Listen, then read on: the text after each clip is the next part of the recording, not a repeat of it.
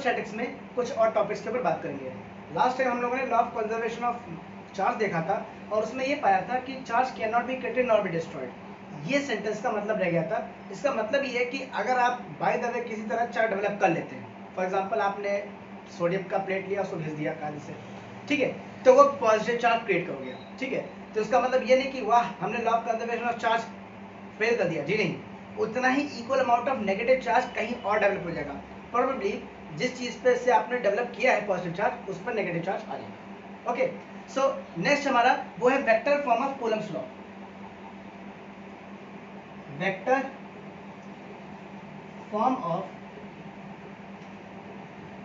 Coulomb's law.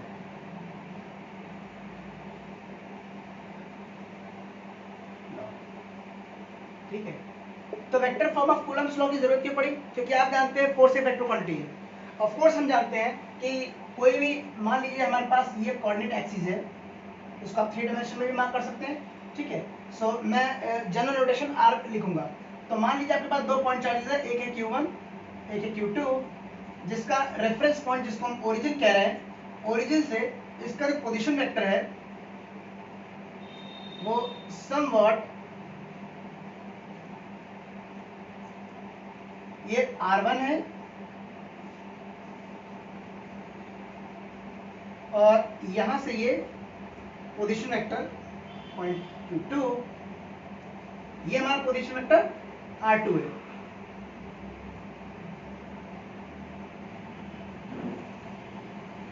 ठीक है, okay. सो ये ओरिजिन के एस्पेक्ट में है। तो अगर हम आपसे पूछे इन दोनों के मध्य जो डिस्टेंस हुई,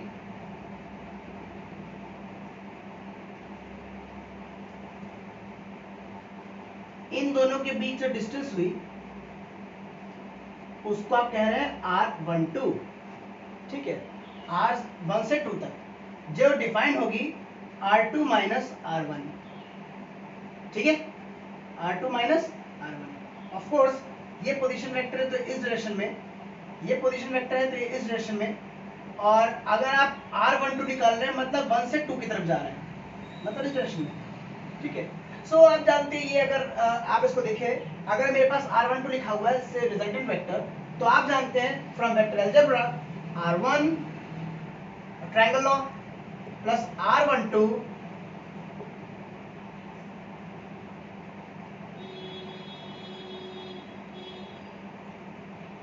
इक्वल्स टू R2, ठीक है। जो हमारे पास ट्रायंगल है उसकी टेल से, उसके एरो हेड से टेल अगर जोड़ते हैं दूसरे वेक्टर की तो दोनों ऐड अप हो जाते हैं, ठीक है। तो R12 क्या निकाल सकते हैं? So R12 can written as R2 minus R1, यही नोटेशन में यह लिखा हुआ है।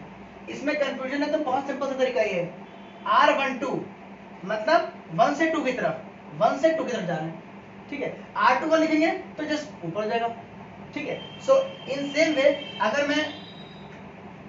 मैं R21 लिखूं, R21 लिखूं तो ये हो जाएगा R1 माइनस R2, जिसका एक ही मतलब है, वो मतलब ये है कि R12 विद नेगेटिव साइन, ठीक है। ऑफ कोर्स R1 की डायरेक्शन, R12 की डायरेक्शन टुवर्ड्स Q2 है, तो R21 की डायरेक्शन टुवर्ड्स क्या होगी? Q1 होगी। इसका मतलब ये है कि दोनों की डायरेक्शन क्या होगी? ऑपोजिट होगी, और ऑपोजिट साइड के लिए हम माइनस इंक्लूड करते हैं, ठीक है। प्लीज मार्क दिस, ठीक है।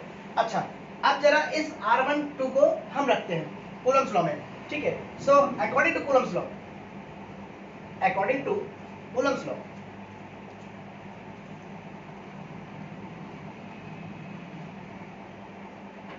electrostatic force between 2 point charges which are Q1 Q2 is defined as F12, यानी कि force on 2 with respect to 1, ये कितना हो जाएगा? It will be written as 1/4 pi epsilon naught Q1 Q2 upon R12 mod square, ठीक है। R the distance और square रहेंगे तो it will be a scalar quantity, ठीक है, क्योंकि ये प्लेन में है।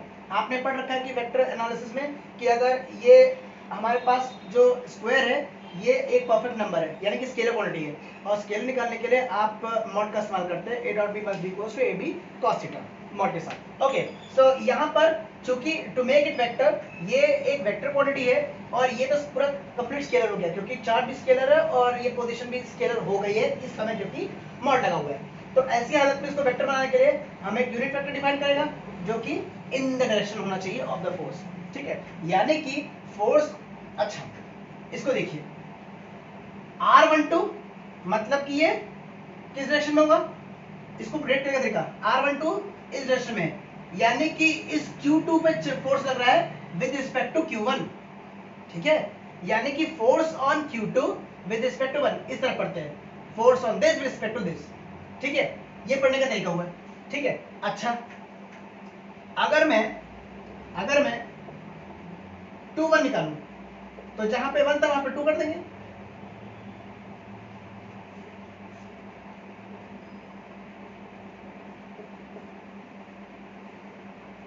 ठीक।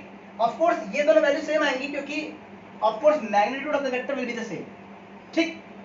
और चूंकि अभी आपने देखा कि R21 आप इस डायरेक्शन दिखा रहे हैं, ये R12 है, तो R21 इस डायरेक्शन में होगी, R21 चूंकि ऑपोजिट डायरेक्शन में है, और ऑपोजिट साइड डायरेक्शन क्या यूज करते हैं, माइनस यूज कर सकते हैं।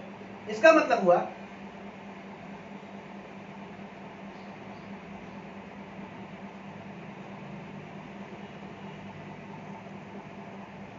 इसका एक ही मतलब हुआ कि F12 force on charge 2 with respect to 1 या due to 1 can be written as minus of F21, opposite होंगे।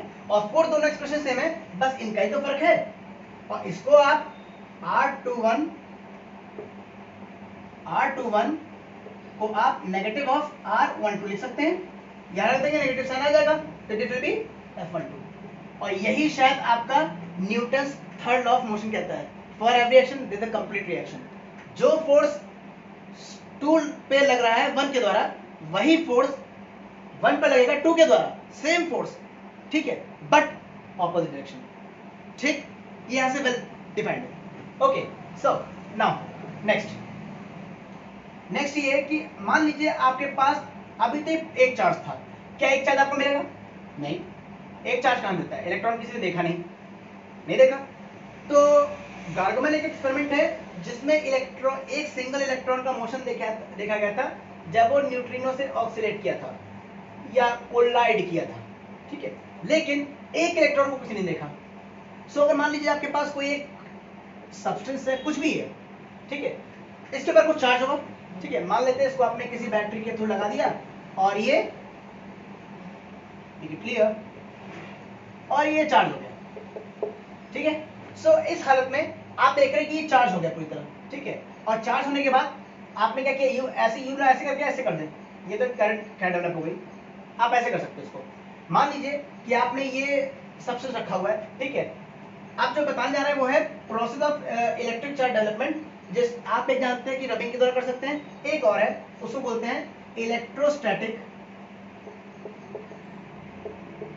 इंडक्शन, ये एक और प्रोसेस है। इंडक्शन का मतलब होता है विदाउट एनी फिजिकल कांटेक्ट। आप करिए क्या, आप कोई भी एक अनचार्ज रॉड लीजिए, जो आपने लिए, इस पर कोई एक चार्ज रॉड जो है इसके सामने ले आइए, निकट ले आइए, पास ले आइए।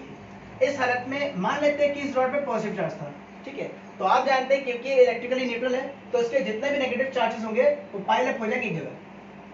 चूंकि ये न्यूट्रल है, न्यूट्रलिटी कंडीशन कहती है कि जितने पॉजिटिव चार्ज नहीं नेगेटिव चार्ज होने चाहिए, मतलब कि यहाँ पे पॉजिटिव चार्ज टेबल लगे, ठीक है। अब आप करिए क्या, यहाँ पे आप अपनी उंगली रखिए, ठीक है, और नंगे पैर धरती पे खड़े जाइए, तो होगा ये कि धरती के इलेक्ट्रॉन्स जो होंगे वो इस तरफ आ जाएंगे टू फिलफिल दिस, जब आ जाएंगे तो यहाँ पे नेगेटिव चार्ज क्रिएट हो जाएगा, और पॉजिटिव चार्ज, ये पॉजिटिव चार्ज आपके बॉडी के थ्रू धरती पे समा जाएगा।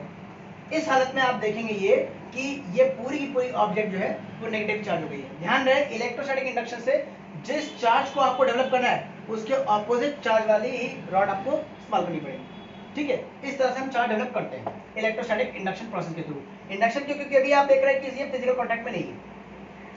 ओके, कुछ और खास बात, मान लीजिए कि आपके पास एक ऑब्जेक्ट था,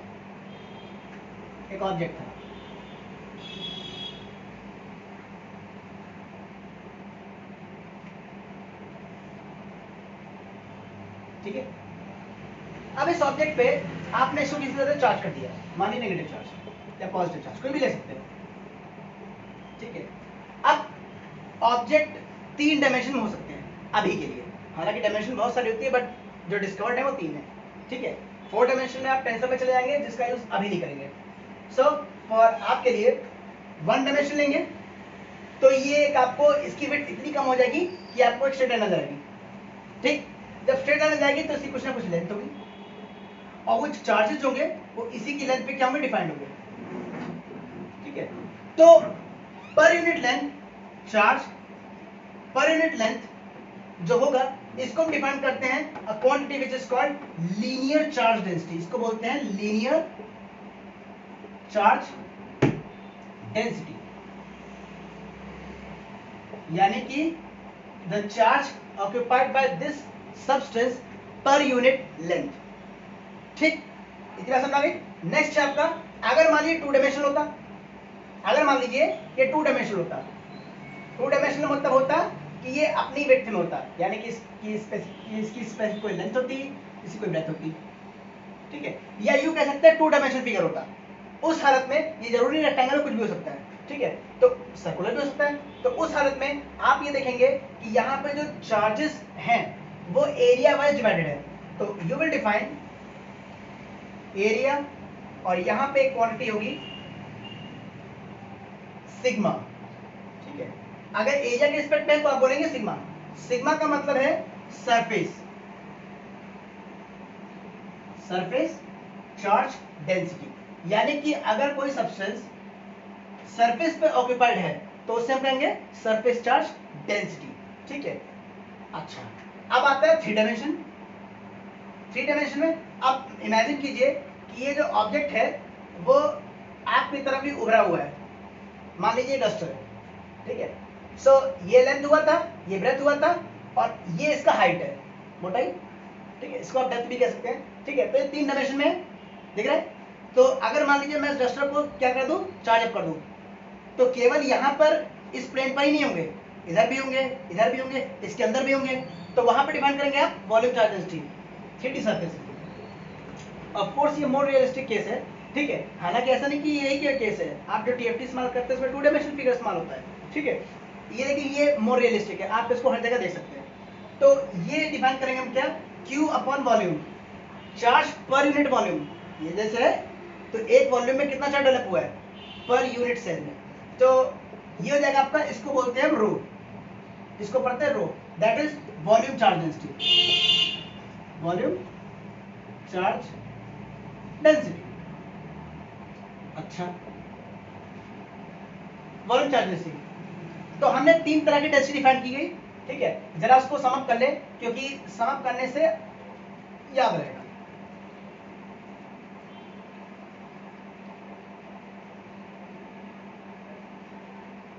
तो हमारे पास पहला है लीनियर चार्ज डेंसिटी, जिसको हम कहते हैं Q बाय L।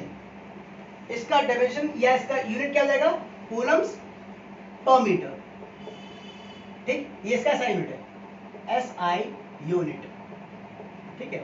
फिर आता है सिग्मा, सिग्मा लिखते हैं चार्ज अपॉन एरिया, ये हो जाएगा आपका coulomb per metre squared, of course area metre squared में होता है। फिर आता है rho, that is volume charge density, it is defined as Q over V which is nothing but coulombs per metre cube. तो ये है आपके चार्ज डेंसिटीज जो कि अलग अलग डायमेंशन में है, जिसकी वजह से आपको अलग अलग चार्ज डेंसिटीज की अलग अलग क्या मिलेगी, SI यूनिट मिलेगी। ध्यान रहे SI यूनिट अगर आपको याद है तो न्यूमेरिकल्स लगने में आसानी होगी, SI यूनिट याद नहीं तो आप यही नहीं पहचान पाएंगे कि गिवन क्या है। Clear, okay. सो मान लीजिए कि आप एक इलेक्ट्रॉन के पास खड़े हुए हैं, इलेक्ट्रॉन ही एटम के पास, मान लीजिए कि एक एटम है, ये outermost shell of electron में बना रहा हूं, एटम के कोर से अभी मतलब नहीं है क्योंकि कोर तक आप पहुंच नहीं पाएंगे, ठीक है। तो यहां पर आपने न्यूक्लियस रखा और इसके आउटर मोस्ट शेल में इलेक्ट्रॉन चक्कर लगा रहे हैं, बहुत सारे हैं, ठीक है। मैं मान ले रहा हूं कि ये कोई आपके पास कार्बन एटम है, मान लेते हैं, ये मैं इसका आउटर मोशन के इलेक्ट्रॉन बना रहा हूँ, जो कि आउटर मोशन में 4 इलेक्ट्रॉन्स होंगे, तो ये 4 इलेक्ट्रॉन मैंने बना दिए। ठीक, ओके। अब करना क्या है, अब करना ये है कि मान लीजिए कोई कार्बन के साथ क्लोरीन मान लीजिए जोड़ते हैं, तो क्लोरीन CCl4 आप जानते हैं, कार्बन टेट्राक्लोराइड। मैं एक केवल एटम ले रहा हूँ क्लोरीन, ठीक है। तो क्लोरीन इसके पास आया, क्लोरीन की टेंडेंसी क्या है, क्लोरीन की टेंडेंसी ये है कि उसको एक इलेक्ट्रॉन चाहिए, ठीक है। या क्लोरीन हटाइए, एक इलेक्ट्रॉन लेते हैं, जस्ट एन इलेक्ट्रॉन, ठीक है। अब ध्यान दीजिए, अब ये इलेक्ट्रॉन जो है इसको मैं चार्ज Q दे रहा हूं, इसके ऊपर चार्ज Q है, मैं मान ले रहा हूं ये चार्ज Q1 है, ये चार्ज Q2 है, ये चार्ज Q3 है, ये चार्ज Q4 है, ठीक है। क्वेश्चन ये है कि इस चार्ज पर, इस इलेक्ट्रॉन पर, इस एटम के द्वारा जो आउटर मोशन में इलेक्ट्रॉन्स हैं उनके द्वारा इस पर कितना फोर्स लग रहा है, टोटल फोर्स कितना लग रहा है, ठीक है। तो आप कहेंगे कि वेल हमने तो 2 चार्जेस पढ़े थे, ये कैसे करेंगे, तो आंसर है कि आप पढ़ेंगे इसको सुपरपोजिशन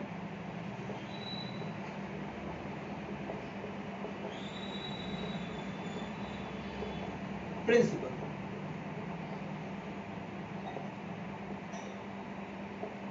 पहले समझ लेते हैं फिर लिखते हैं। तो प्रिंसिपल ऑफ सुपरपोजिशन आपसे कहता ही है कि आप कुछ मत कीजिए, आप कैलकुलेट करिए इन दोनों के बीच फोर्स। अगर मान लीजिए डिस्टेंस r1 है, तो ये फोर्स हो जाएगा, इनके बीच जो फोर्स हो जाएगा ये फोर्स F1, सिमिलरली ये फोर्स कितना हो जाएगा F3, यहां से यहां फोर्स हो जाएगा,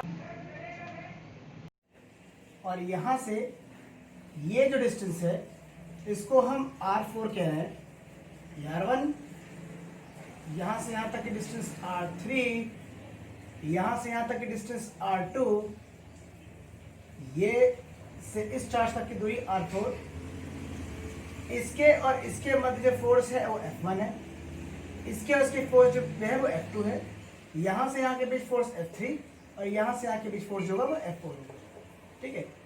इतना समझ लीजिए कि अगर आपके पास कलेक्शन ऑफ चार्जेस है, ठीक है, और एक आपको टेस्ट चार्ज दिया गया और आपसे पूछा गया what is the force which is acting on this test charge due to this charge distribution, ठीक है। तो उस हालत में आप कहेंगे क्या, उस हालत में आपको तो कूलम्ब्स लॉ फॉर दो चार्जेस पता है, इसीलिए हम लोग यूज करेंगे principle of superposition which says the force of attraction या the Coulombian force, the Coulombian force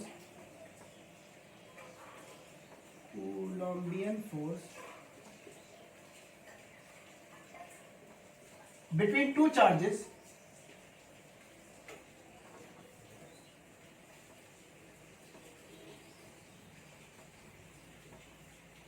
is unaffected due to presence of third charge या मल्टीपल चार्ज, कुछ भी कह सकते हैं चार्ज, ठीक है।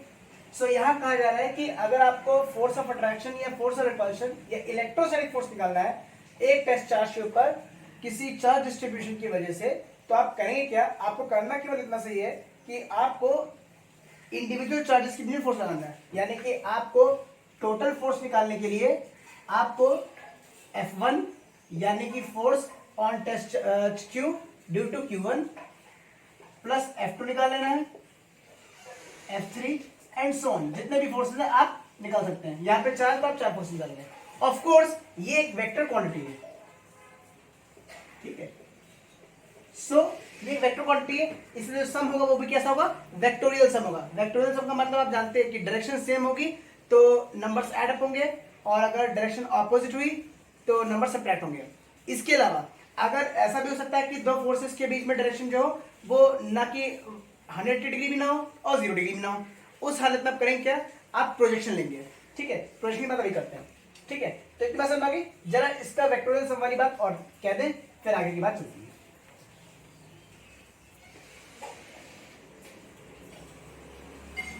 तो आगे की बात कहते हैं the total force on the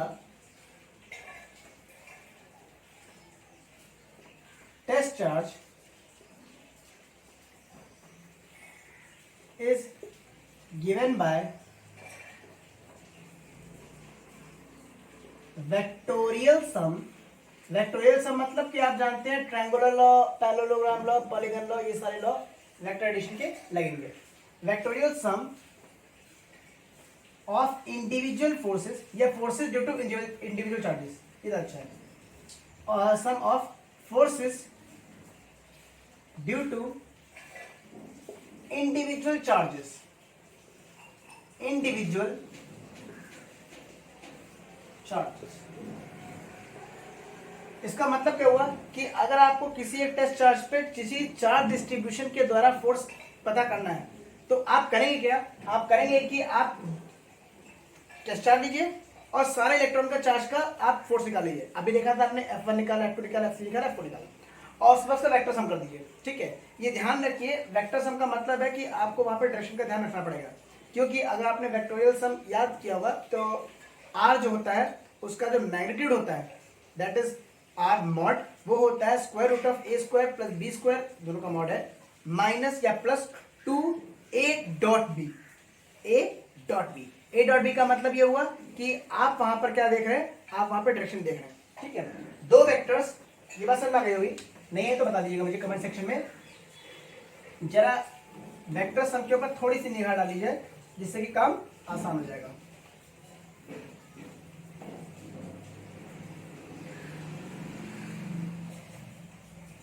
ठीक है, सो आपके पास मान लीजिए कि कोई दो फोर्सेस हैं, एक फोर्स इस डायरेक्शन में है, इसको हम F1 कह रहे हैं, और ये दूसरा फोर्स किसी और डायरेक्शन में है F2, सच दैट कि इनके मध्य जो एंगल है वो थीटा है। तो उस हालत में प्रिंसिपल ऑफ सुपरपोजिशन कहता है कि इन दोनों का जो फोर्स होगा वो ऑफ कोर्स ट्रायंगल लॉ भी फॉलो हो रहा है। ठीक है, सो ये रिजल्टेंट फोर्स F होगा जो कि इनके वेक्टोरियल सम के बराबर होगा। ठीक है, ध्यान रहे वेक्टर सम का मतलब होता है कि पहले वेक्टर का एरो हेड से दूसरे वेक्टर का टेल जोड़ना पड़ेगा। ठीक है, लेकिन किसी डॉक्टर ने कहा है कि आप इसको F1 इसको F2 मार्क करो, आप इसको F2 इसको F1 कह दो, उससे कोई फर्क नहीं पड़ेगा। जब लेकिन यहाँ पे चूंकि मल्टीपल चार्जेस हैं या मल्टीपल फोर्सेस हैं, इसकी वजह से हम लोग ट्रायंगल लॉ पहले इस्तेमाल करेंगे, पहले इन दोनों चीजों के लिए, अगर तीसरे को जोड़ेंगे तो हमारे पास पॉलीगन लॉ वेक्टर एडिशन आ जाएगा। उसमें करना कुछ नहीं है कि बस इसके ऊपर एक वेक्टर बना देंगे और फिर रिजल्टेंट वेक्टर बनाएंगे। ओके, सो ये एक शॉर्ट नोट था जिसके बारे में जानकारी होनी चाहिए। तो अगर आपने देखा कि F1 और F2 के बीच में एंगल जो है वो थीटा था, तो F यानी कि रिजल्टेंट फोर्स लिखने का तरीका ये है कि उसका जो मॉड होगा वो square root of mod of F1 square plus mod of F2 square plus 2 F1 dot F2। ठीक है, और आप जानते हैं A dot B must be equals to AB cos theta, यानी कि प्रोजेक्शन लेंगे। अब प्रोजेक्शन का मतलब क्या, वो ये देखेंगे। आपने कहा ये F1 है, आपने कहा ये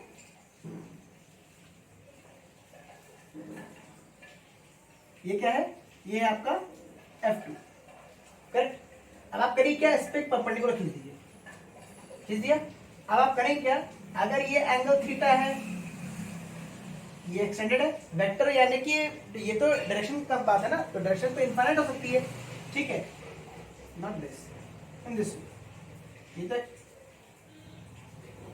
ये केवल मैग्नीट्यूड है, एरो लेंथ क्या मैग्नीट्यूड है, मैं केवल डायरेक्शन की बात कर रहा हूं, इसलिए ये तो डायरेक्शन तो अनंत होगी ना। ठीक है, अगर ये एंगल थीटा है तो ये एंगल कितना हो जाएगा, पाई माइनस थीटा। ठीक है, इसका मतलब ये हुआ कि अगर आपको F2 को इसकी डायरेक्शन प्रोजेक्ट करना है, यानी कि इस वेक्टर को इस डायरेक्शन लिखना है, ऑफ कोर्स ये आपका बेस है, तो base upon hypotenuse is called cos theta, यानी कि B must be equals to F2 in the direction of cos pi minus theta. Okay, बढ़िया, मजा आ गया। तो ये एक तरीका है जिसकी मदद से आप वेक्टर्स का प्रोजेक्शन करके आप क्या कर सकते हैं, आप वेक्टर्स को इन द डायरेक्शन क्या कर सकते हैं, एक्सप्रेस कर सकते हैं with the help of projection.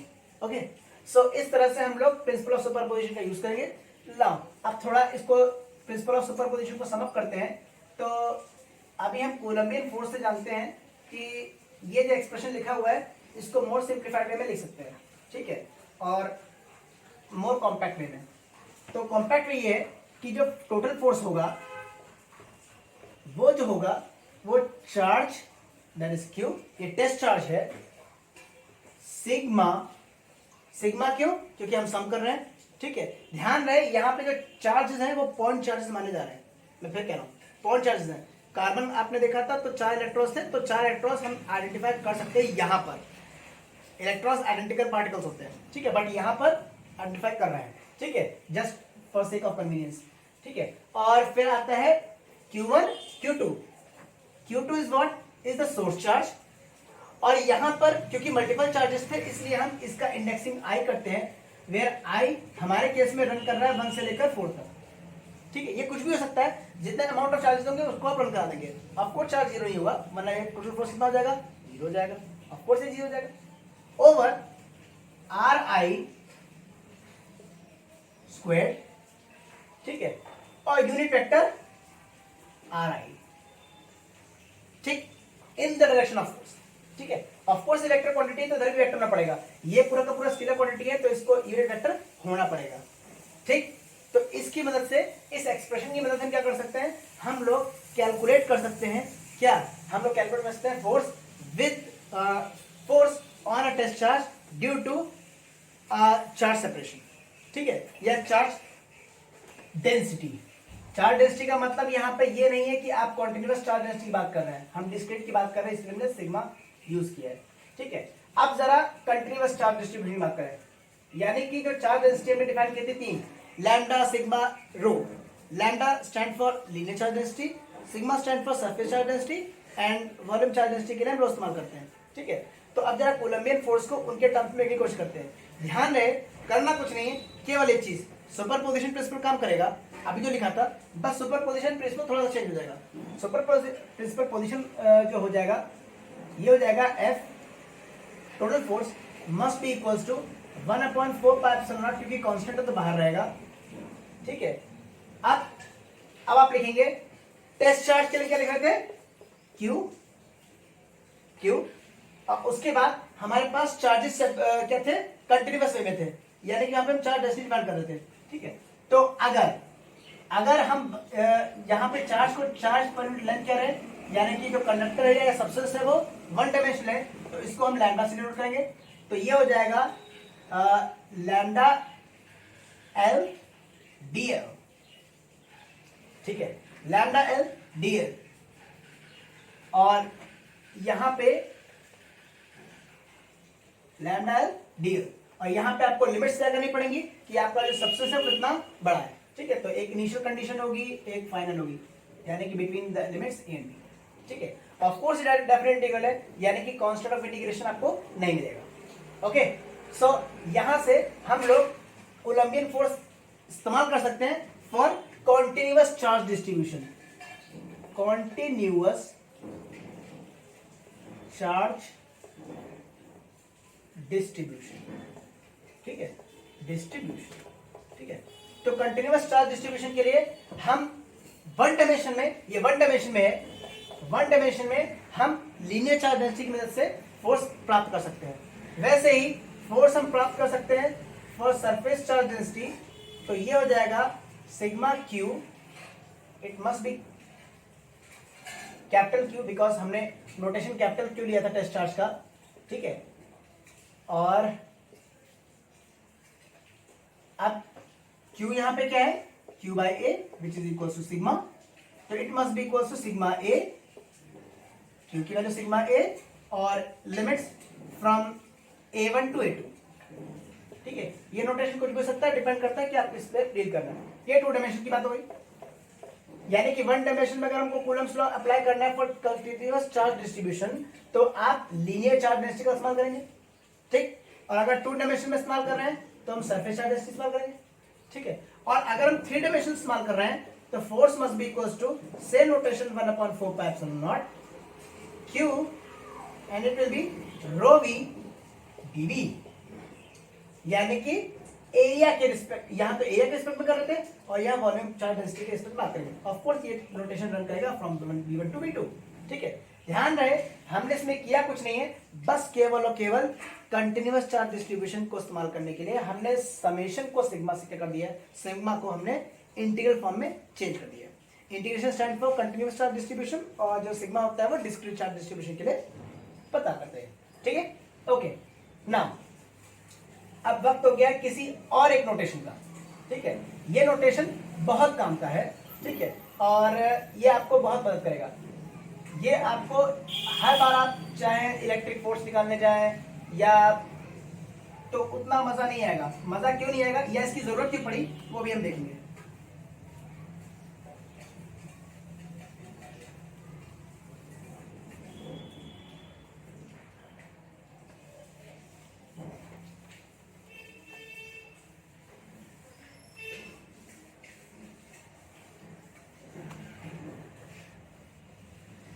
देखिए सो अभी हमने देखा था मोटी मोटी बात यह है कि जो कोलंबियन फोर्स अब एक कोई नया फोर्स था।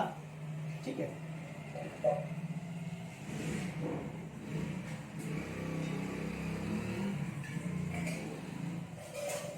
जिसको मोटी मोटी बात यह है कि जो कोलंबियन फोर्स था वो 1/r² के प्रपोर्शनल था, यानी कि इनवर्सली प्रोपोर्शनल टू r² था।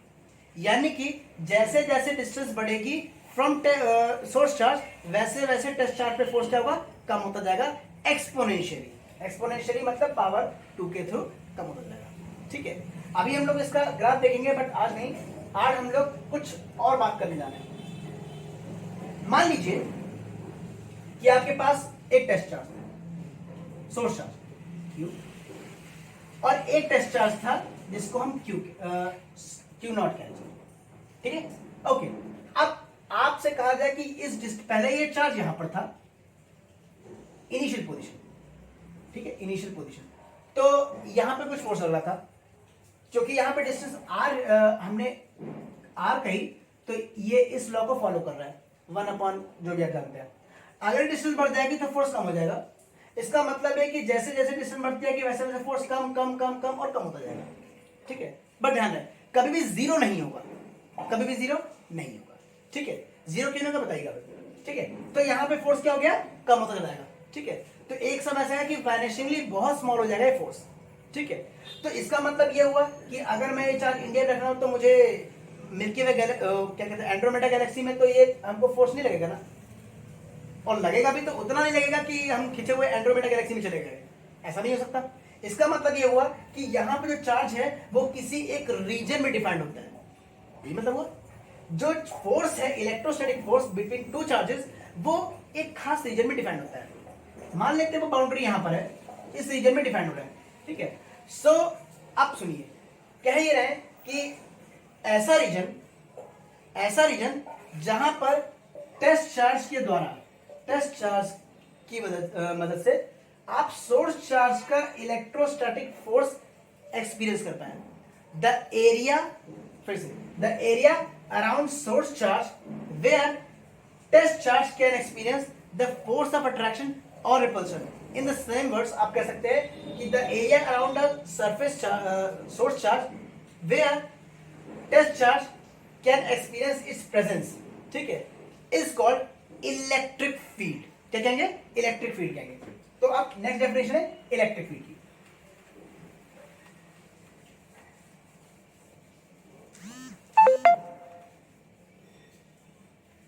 सो electric field, E field,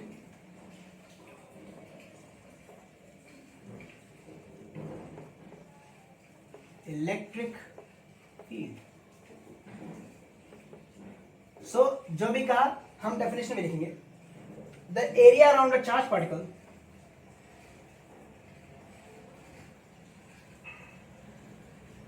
around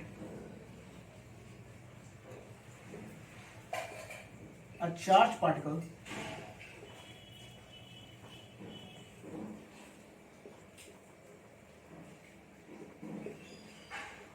where another charge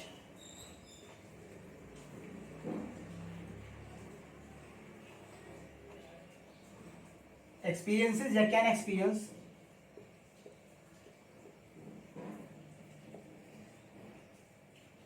the electrostatic force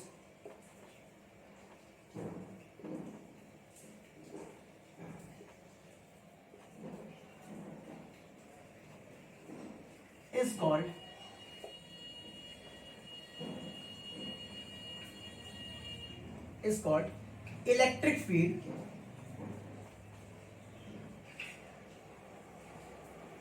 of that charge।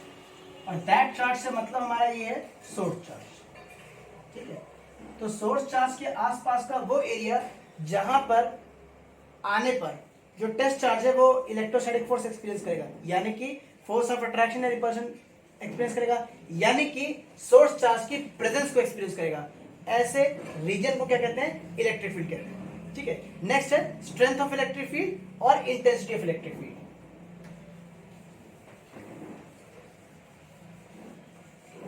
दोनों की बात है।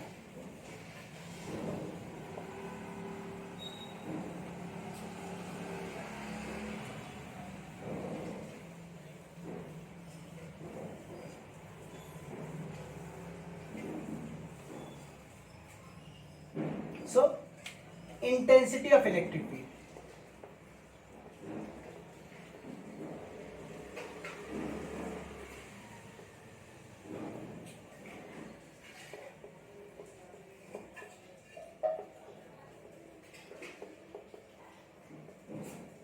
इंटेंसिटी का मतलब क्या होता है? तीव्रता, स्ट्रेंथ कितना है। तो अब हम समझते हैं। अच्छा बताइए, अभी आपने पढ़ा था कि अगर हमारे पास ये सोर्स चार्ज है से Q, इसके आसपास एक रीजन होगा जहां पे इलेक्ट्रिक फील्ड जिसको हम कहते हैं, यानी कि टेस्ट चार्ज वहां पर आएगा तो फोर्स ऑफ अट्रैक्शन रिपल्शन लगेगा, ठीक। अच्छा, अब एक बात जान लेते हैं कि इलेक्ट्रिक फील्ड तो आपको पता लगे, यानी कि जैसे जैसे दूर चलते जाएंगे वैसे वैसे इलेक्ट्रिक फील्ड कमजोर होती चली जाएगी। क्यों? फोर्स कम लग रहा है, ये मतलब हुआ। तो हम, और फोर्स एक वेक्टर क्वांटिटी है, यानी कि हम कह सकते हैं कि इसके नजदीक जो फोर्स होगा इलेक्ट्रिक फील्ड होगी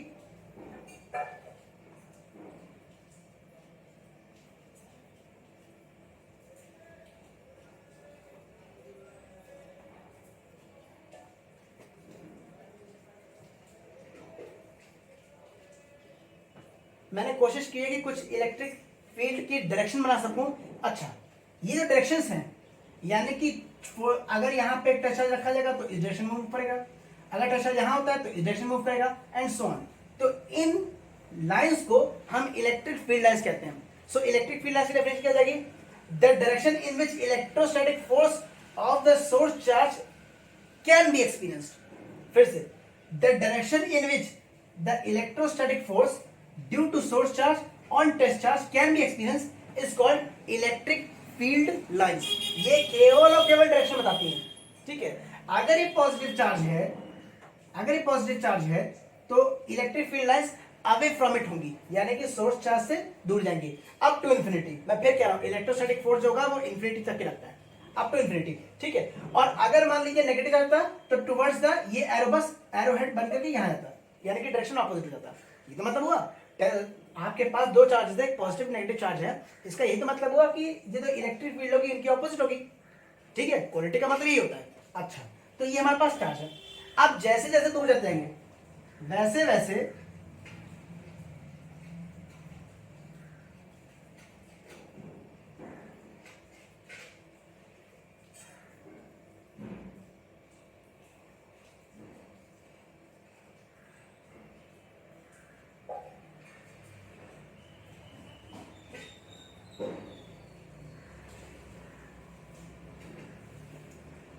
आप देख रहे हैं जैसे हम दूर जाते जा रहे हैं वैसे वैसे जो लेंथ है एरो की वो कम होती गई, यानी कि जो फोर्स होगा या इलेक्ट्रिक फील्ड होगी वो कम होती जाएगी, ठीक।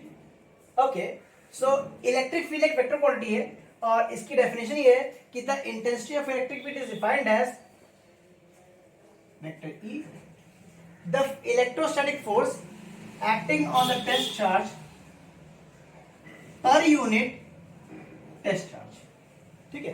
यानी कि अगर ये ऑब्जेक्ट यहां पर है जिसको सोर्स चार्ज कह रहे हैं Q, ठीक है, और एक टेस्ट चार्ज है जिसको हम Q नॉट कह रहे हैं। एक बात, Q नॉट यानी टेस्ट चार्ज का डायमेंशन बहुत नेग्लिजिबल होना चाहिए कंपेयर टू सोर्स चार्ज, क्योंकि अगर ये टेस्ट चार्ज का जो इलेक्ट्रिक अगर जो अमाउंट है वो कंपेरेबल हो गया तो वो इसकी इलेक्ट्रिक फील्ड को डिस्टर्ब करेगा और उस हालत में आप एग्जैक्ट इलेक्ट्रिक फील्ड नहीं निकाल पाएंगे। हालांकि एग्जैक्ट नहीं निकाल सकते क्योंकि ये टेस्ट चार्ज है मतलब कुछ ना कुछ तो फील्ड होगी, नो मैटर कितनी स्मॉल होगी लेकिन कुछ ना कुछ तो होगी, यानी कि यहाँ पे एक्यूरेसी लेवल कम हो जाएगा। ठीक है, अब ये एक्यूरेसी लेवल और कम होता जाएगा अगर ये टेस्ट चार्ज का क्वांटिटी बढ़ता जाएगा। ठीक है, तो हम ये कह रहे हैं कि ये जो टेस्ट चार्ज है ये एक इलेक्ट्रोस्टैटिक फोर्स एक्सपीरियंस करेगा पर यूनिट इसका मैग्नीट्यूड। अगर मैग्नीट्यूड बढ़ गया तो इलेक्ट्रिक फील्ड की जो इंटेंसिटी होगी वो कम होती जाएगी अकॉर्डिंग टू दिस रिलेशन। ठीक है, ऑफ कोर्स इलेक्ट्रिक फील्ड एक स्केलर वेक्टर क्वांटिटी है। Electric field intensity, electric field नहीं, इलेक्ट्रिक फील्ड इंटेंसिटी एक वेक्टर क्वांटिटी है जिसका जो यूनिट होगा ये है हमारा न्यूटन और ये है कूलम, तो इसका जो डायमेंशन हो जाएगा वो क्या हो जाएगा न्यूटन पर कूलम। ओके, सो अब एक बात देखने वाली है, यहां पे इलेक्ट्रिक फील्ड क्या है शॉर्ट होती जा रही है, यानी कि जो फोर्स होगा वो कम होता जाएगा। ठीक है, लेकिन एक तरीका और है, और एक तरीका ये है कि आप इसको अगर ज्वाइन कर देते हो कुछ बिगड़ जाएगा। तो आंसर आप कहेंगे कि भैया अगर ज्वाइन कर देंगे तो इलेक्ट्रिक फील्ड का जो स्ट्रेंथ है उसकी इंफॉर्मेशन तो आपने किल कर दी। ठीक है, सो आंसर है जी नहीं, ऐसा नहीं है। और ऐसा क्यों नहीं है ये आज नहीं, ये आपको कल पता चलेगा। ठीक है, चलिए तब तक के लिए इतना रही, देखते रहिए V3 बार द साज ब्रिगेड। मिलते हैं जल्दी विद दिस कॉन्सेप्ट, तब तक के लिए धन्यवाद।